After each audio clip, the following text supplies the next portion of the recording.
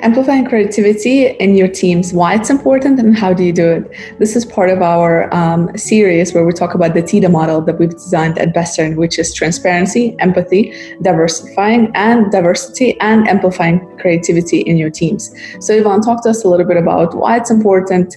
What are the benefits of amplifying creativity?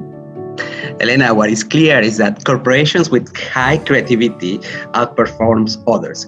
Creativity is defined as the capacity of extrapolating future needs of customers. That can be covered with the current pool of skills of your team. Engaging in creative activities will actually improve overall mindset and ultimately even the body health. It makes people in teams happy. When you succeed at creating a result, no matter what it is, your brain is flooded with dopamine. That feel-good chemical that actually helps motivate you and your team. Whether you are or you are not aware of your increased happiness, the hit of dopamine that you get after being in a creative flow will drive and influence you to do repeatedly the same or the similar behavior. Now, regarding the improvements of mental health, a creative act that can help you focus your mind and has been very often compared to meditation due to its calming effects on the brain and body. It releases dopamine and acts, in fact, as a natural antidepressant. Another thing that is quite critical regarding unleashing creativity in your teams is about improving your body health. Creativity, in fact, it has been proven through research that it boosts your immune system. Overall, amplifying creativity within your team is a sustainable way to create highly resilient teams during times of uncertainty, Elena. Absolutely. And if you're thinking about how to do that, there's a couple of things that you can do.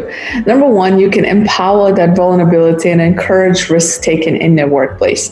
So it's psychological safety, essentially, right? So which is the opposite of psychological danger, where people are just less likely to share different views because they fear that they will make mistakes. So prioritize making your workplace a safe space for opinions, and you might be surprised by the amount of ideas that have been hiding in fear. Another thing is when they do take that risk, make sure you reward the risk taking. So equally in success and in failure. So any good idea comes with a healthy amount of risk, especially an innovative one.